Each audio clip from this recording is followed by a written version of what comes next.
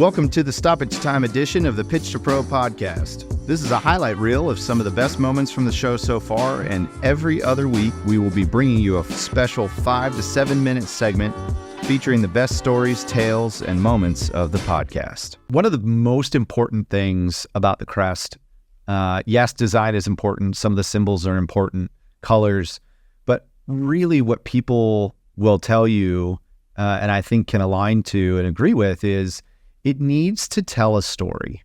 You need to be able to connect with the Crest as a fan and understand the different pieces and components of it and how it comes together to tell and paint a bigger picture.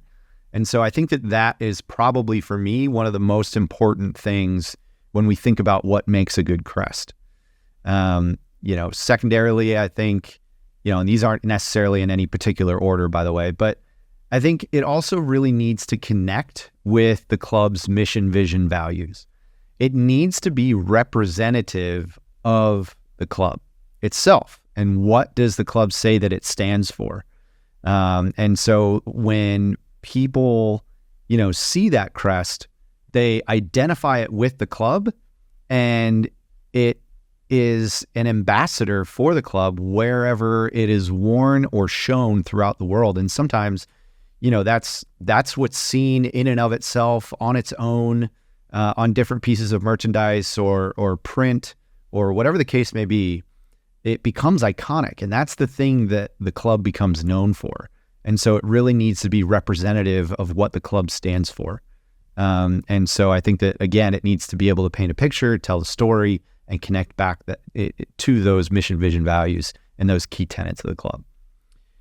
Just as importantly, it needs to represent the area. It needs to be relevant to the area where the club is located.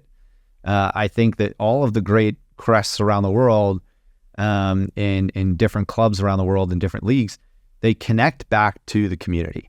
And that has to be, I think, that's so important of any good crest or badge, is it has to be representative and connected to some of the pieces that make that community and area special and great.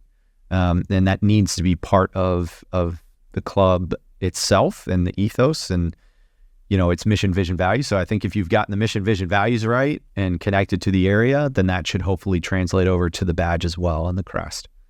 And then obviously there's the design elements. Okay. So you have the overall design. What shape is it? Is it the circular badge is now pretty popular, in some different, leagues and clubs and teams. Traditional crest or shield shape, again, kind of that homage to more traditional kind of coats of arms, if you will. That's where that history comes in to play a little bit there.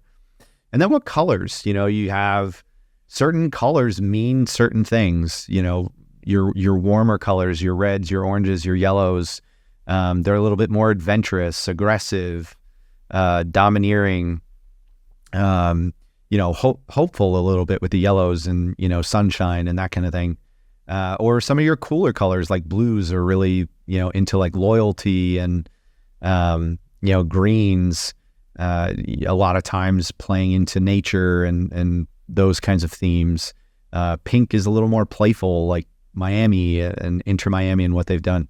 I think David Beckham's one of the few that could pull off a pink kit for his club. So, but they do it well. They pull it off nicely.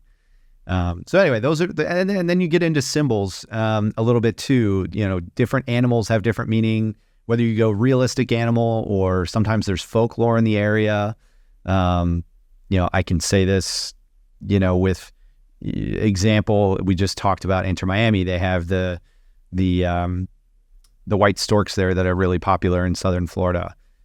So anyway, you guys get the picture. Symbols, colors, design, they all kind of come together and again, tell that story and make a holistic, conversation around what does the badge and crest stand for. So for me, those are some of the main elements. Again, I think, people can make arguments for others, but I think that is pretty well encompassing. All right, guys, we've talked a little bit in terms of the history of the crests of the world and why are they called crest badges? How did they come to be? We also talked about some of the key tenets of what makes a good crest. And so what I think now is a good thing to kind of jump into is what I've done is I've put together a compilation of the top 5 leagues in Europe from Spain, England, Germany, France, and Italy. And what are the most well-known clubs within that league that the badges or the crests would be well-known? And let's kind of take a look at them. Again, I think, there's a ton of different research out there, a lot of different resources. And these are certainly not going to be all-encompassing in terms of a breakdown on what they mean. But it'll give you guys a good idea of what kind of goes into these crests from some of the biggest clubs in the world. Thank you for joining us for this Stoppage Time special of the Pitch to Pro podcast. If you've enjoyed the conversation, you can click watch the full episode here. Be sure to tune in next Thursday for a new episode of the Pitch to Pro podcast, the official podcast of Ozark United FC. Available on YouTube, Instagram, and everywhere you get your podcasts.